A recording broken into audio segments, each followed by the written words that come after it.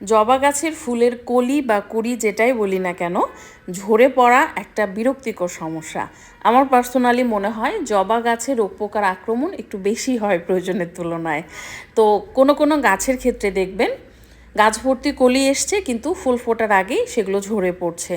আবার কোনো কোনো গাছের ক্ষেত্রে কলিটা অর্ধেক ফুটেছে, পুরো ফুল ফোটার আগেই কলি ঝরে পড়ছে।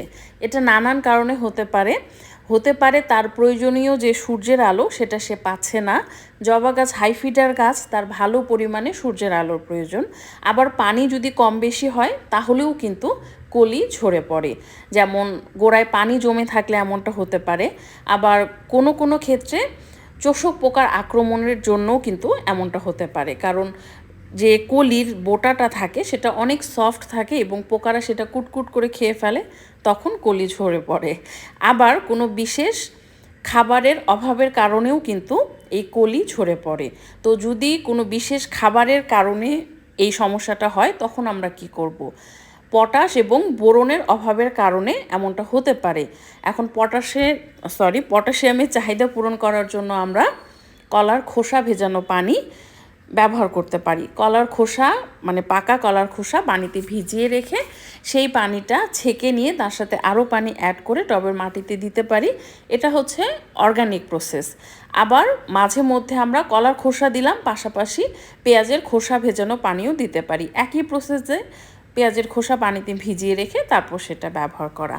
আবার এই অর্গানিক ওয়েটা যদি আপনার কাছে কঠিন মনে হয় বা এগুলো আপনার কাছে না থাকে, তখন রাসায়নিক সার যদি দিতে চান তাহলে আমরা দিতে পারি লাল পটাশ।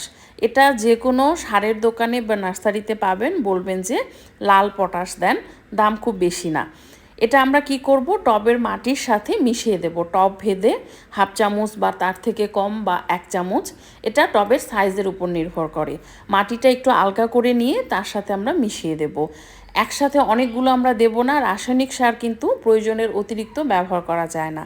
তো আমাদের যতটুকু প্রয়োজন টবের মাটিতে দিয়ে আবার সেটা মাটির সাথে মিশিয়ে দিয়ে পানি দিয়ে দেব। দেখা যাবে কিছুদিনের মধ্যেই আপনার এই প্রবলেমটা সলভ হয়ে যাবে।